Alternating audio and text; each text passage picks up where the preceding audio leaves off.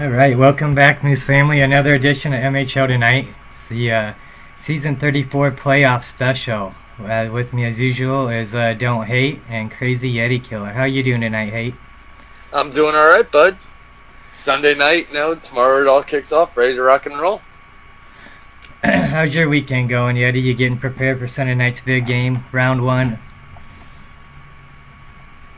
You're muted, Yeti. Better? There you go. There you go. Sorry, I was taking a toke before we started the show. Yeah, I'm ready for this playoff round to start.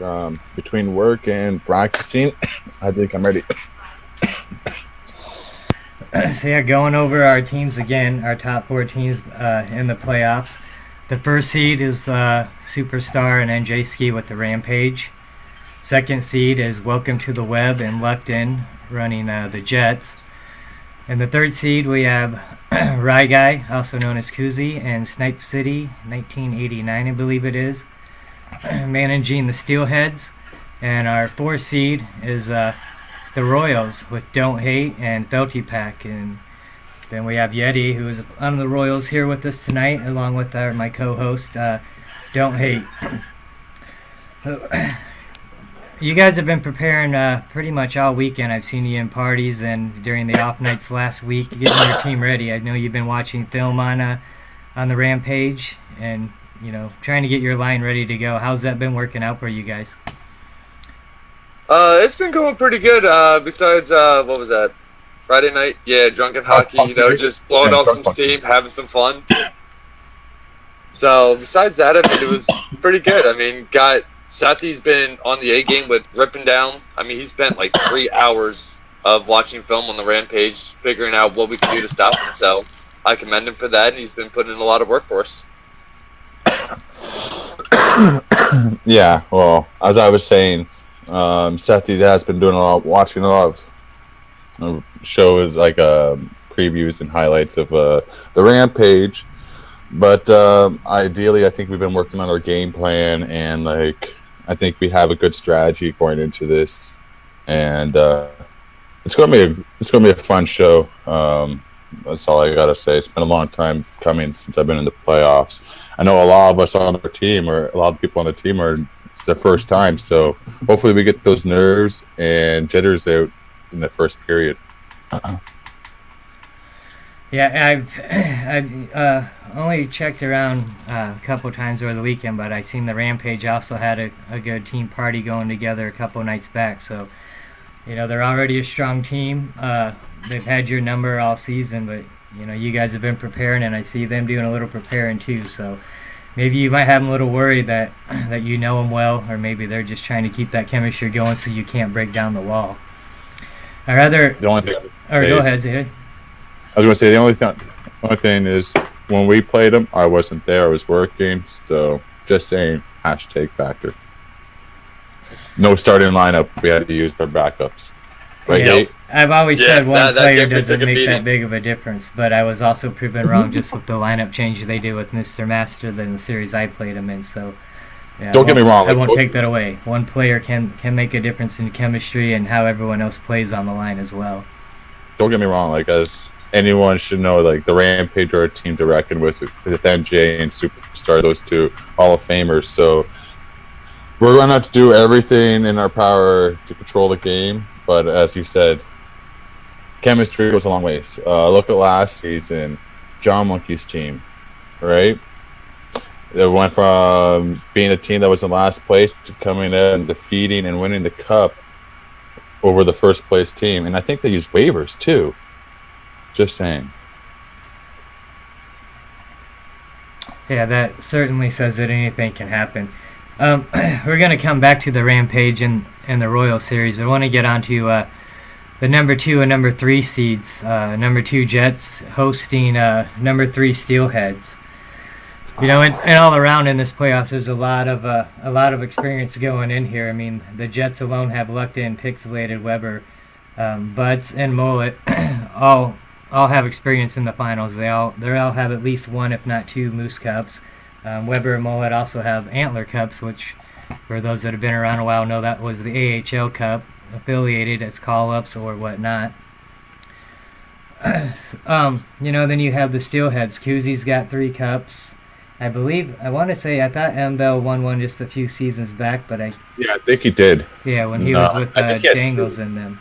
I want to say he has 2, and he's been in the finals a few times though too. So They he's got also, oh yeah, I'm pretty sure that I knew he had one just recently.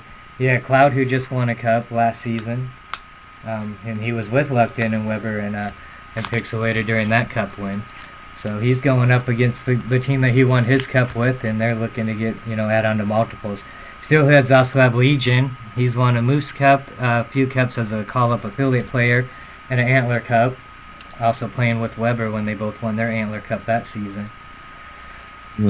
And then you go to the Rampage. They have a lot of history too. With, Frosty Nightmare and J-Ski. He's got 5 cups right now, tied with 2 others that also hold 5 Moose Cups. So if the Rampage go on to win a cup this season and J-Ski breaks records, there's a new Moose record with 6 cups. So that's also very exciting to see how that's going to turn out.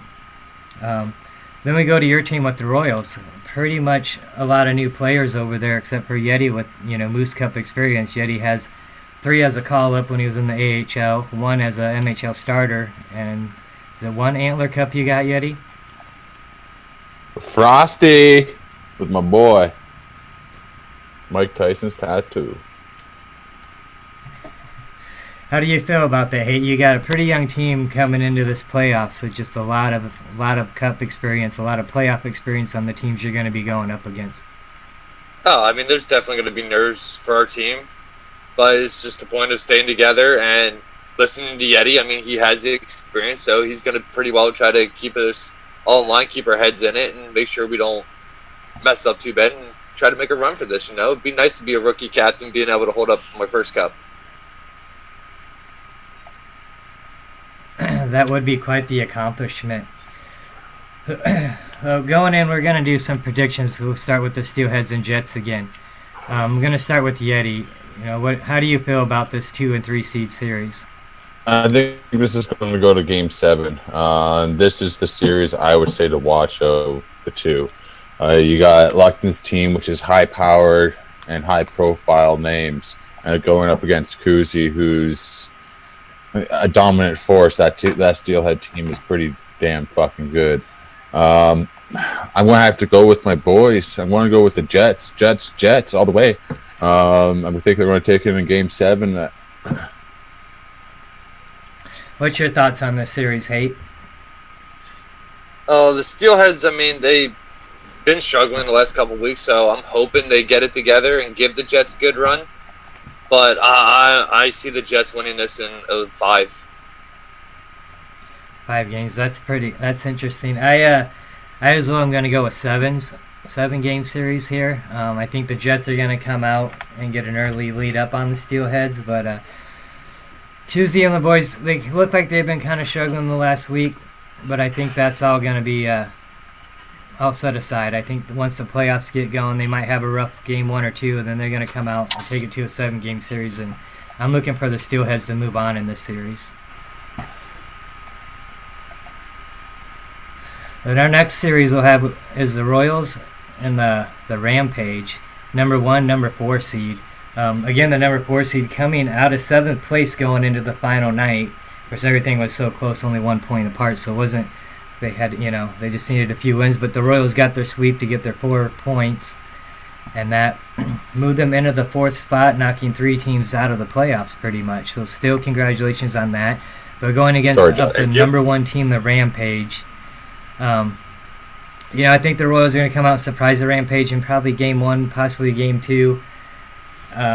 Still, just what I know on paper, what I know of the players of the Rampage, I got to go with the Rampage, and I'm going to say they're going to do it in 5 games.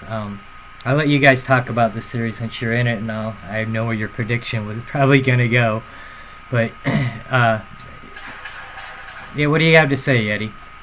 Well, this is going to be a tough series for our team. I right off the bat, no lies. I hope that we can catch them sleeping the first couple of games, as you said. That way we have a good little jump, and then hopefully take it to Game 7. I think that that's where, if anything, that's where we will be the strongest. If we could take it to Game 7, we can take it. Otherwise, it's going to be tough. We're going to have to play some good defense and get our offense going quick. So I really don't want to give a too much strong of a prediction, but I just want to say I want this to go to Game 7. Hey, what do you have to say about the series you guys will be playing in here? I know we've talked about it several times. It's going to be rough. There's no doubt about that. Rampage are a phenomenal team, as everybody knows. Like you said, they got a lot of cup experience, so they're going to be well-seasoned. They're going to be calm, more cool, more collected than what we are. It's going to come down to our defense and our goaltending to win this series for us. I mean, if Ginky can repeat another 26-shot shutout, I mean, that'll be phenomenal for us. You know, got Felty playing great defense for us. Unfortunately, I'm going to have to play Monday at D, but, you know, we'll figure that one out as it comes around. But, you know, maybe we can make a couple adjustments. But all in all, like, I agree with Eddie. If we can at least push them to Game 7, maybe rock them on their heels for a little bit, maybe we can snag one out. And that's the goal, you know, just try to keep our heads up, keep our noses down, keep grinding, and hopefully we can pull out a miracle. The key to this series, I will have to say, is we have to keep them on their toes the entire time. We can't let them get comfortable, because once they get comfortable, it's pretty much game over. This is a team that you cannot let get comfortable at all, because NJ and Superstar, once they get in that mode, it's pretty much shut down. So, yeah, we got to keep them on their toes and just keep on pushing, get our team defense going. And help Kinky out so she doesn't have to take 26 shots and get a shutout, you know. So we got a little bit of work ahead of us in the series, but hopefully we take it in 7. I wish you guys luck. You got a lot of young experience going into this, but, you know, you've proved a lot of people wrong. You really came out of week 3 and 4 strong, getting into that 4th spot. So, you know, anything can happen. It's definitely, you know, it doesn't matter what team the Rampage puts out there. Each player they have that's not on the ice can still do some damage if they do a line change. So it's going to be very interesting. But I'm not going to count the Royals out, because I've seen what you can do when you guys set your mind to it. Let's go back to the Steelheads and the Jets. Hey, what do you think the Steelheads got to do to get prepared for the Jets? They got to get back on that swagger they had in the first 2 weeks of the season. I mean, they came in just destroying it. I know losing Eichel was a big effect to them. I mean, everybody really doesn't like the guy, but he was pretty much almost a 3-point player, so he was definitely there putting up points for him. But I think if they start off as strong as they know they can, start putting the Jets, rocking them back, getting them on their heels, the Jets could be in for a hard series. I'm hoping they can do it. And it'd be nice to see the Steelheads and the Rampage going at it at least one more time. Yeah, what do you feel the Jets got to do to take the Steelheads down? They just got to stick to their game plan. They have a great offensive team, and they got some solid defense. Lecton's definitely improved his two-way game over the seasons. Like, yeah, he's always been a top demon, but he's been always more offensive driven. This season, he has definitely locked down as the top two-way D-man in the league. Other than that, this team's got such a firepower of offense. Like, all they had to do is put Weber. You got Weber, Andreski, and Teaspoon together up front. Right then and there, you can't pick one guy to watch on and focus. It's all of them. So you got to either play a good, strong trap game, otherwise you're going to fucking fail. So they just got to keep going at what they do best: puck movement, that lockdown trap game, and just counterattack.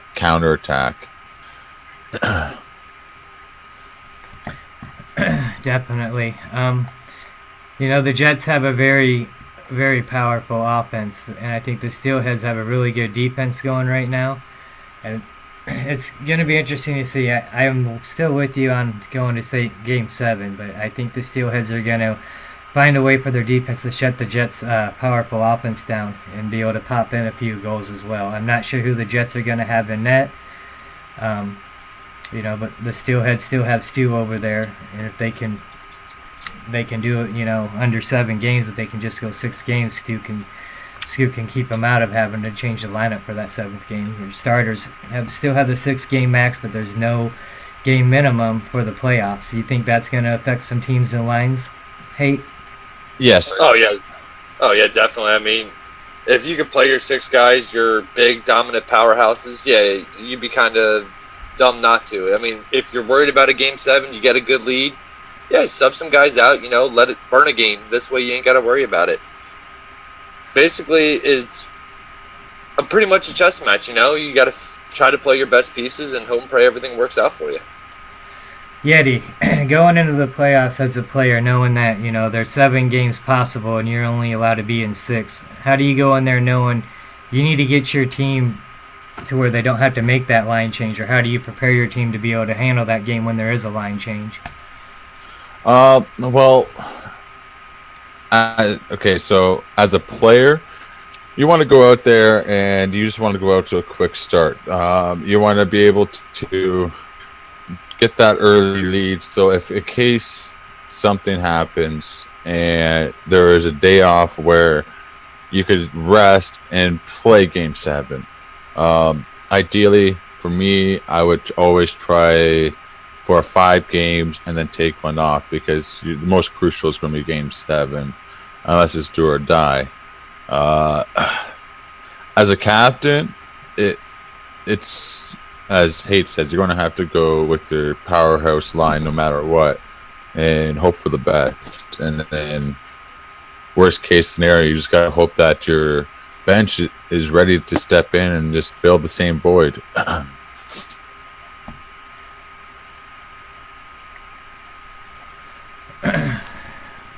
That's good. I think, Spencer have been a player. As a captain, if I was looking at this situation, I'd probably try to get into Game 1 or 2 and get a good lead going, maybe get a 2-0 series, and burn Game 3 with my second line, and then come out strong for the other games with what I would have to do.